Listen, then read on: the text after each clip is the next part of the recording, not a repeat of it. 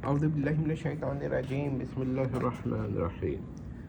نواب صاحب بانس بریلوی جب اعتراض کرنے آتے تھے نا تو ان کو اسے اسٹرامین پالیسی کہتے ہیں کہ مخالف کے عقائد کو گندے سے گندے انداز سے پیش کرتے تھے۔ یہ ان میں ایک آرٹ تھا اور اس کا جواب سنجیدگی سے دیا تو جا سکتا ہے، لیکن عوام کے لیے یہ بہت زیادہ پریشان کن بات ہوتی ہے جب وہ سنتے ہیں۔ تو انہوں نے دیکھیے ایک جگہ لکھا ہے اور میں اس پہ بحث کر چکا ہوں کہ فرماتے ہیں، اور بہت ہی گندا جملہ فرمایا ہے کہ پھر آپ کے خدا میں فرج بھی ضرور ہوئی۔ لفظ ضرور کیوں کہہ دیا؟ کہہ دیتے کہ آپ کا خدا فرج پہ بھی قادر ہے، یہی الزام لگا دیتے، لیکن فرض کو بالفعل قرار دیا۔ تاکہ اصل میں کیا تھا کہ انہوں نے ایک جگہ اس کی ہلکی سی شرح بھی کی ہے، جس کو ہمیں شرم سے بیان کرنا مشکل ہوتا ہے، لیکن کیونکہ نواب صاحب کا قلب آپ کو پتہ چل جائے کہ کتنا کس قسم کا تھا، میں اپنی کیا کہوں، وہ یہ بھی کہہ چکے ہیں کہ ان کا خدا جو ہے خنثی مشکل ہے۔ توبہ۔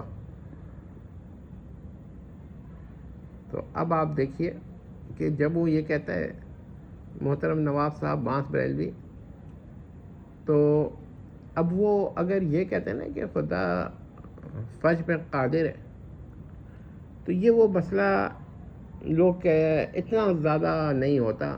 پھر وہ یہ نہیں کہہ سکتے تھے کہ خنثی مشکل ہے، بلکہ وہ یہ ثابت کرنا چاہ رہے ہیں کہ ایک جگہ انہوں نے یہ بھی لکھا ہے کہ اچھا کم از کم ایسا کرنے پہ قادر ہے، اپنے آپ کو خنثی مشکل نعوذ باللہ بنانے پہ قادر ہے۔ ہمیں سمجھ میں ایک بات نہیں آتی کہ جب ایک شخص اس حد تک چلا جاتا ہے اور اپنے عقائد نہیں دیکھتے کہ ان کے وہاں کیا ہے۔ بہرحال اب آپ کہیے گا ان کے وہاں کیا ہے؟ ہم کہتے ہیں کہ وہ اپنے اولیاء صوفیہ وغیرہ کو مختار کل مانتے ہیں۔ جس کو بھی مختار کل مانے وہ تو پھر اپنے اندر ایک فرض نہیں، بے تحاشا فروج بنانے پہ، بے تحاشا کہہ رہا ہوں تو اس سے لامحدود نہ سمجھ جائیے گا، مطلب یہ کہ کافی تعداد فروج بنانے پہ قادر ہو جائے گا، اختیار رکھے گا۔ یہی نہیں بلکہ نواب صاحب بانس بریلوی میں بھی فروج بنانے کا اختیار رکھے گا، 10 15 20 100 200۔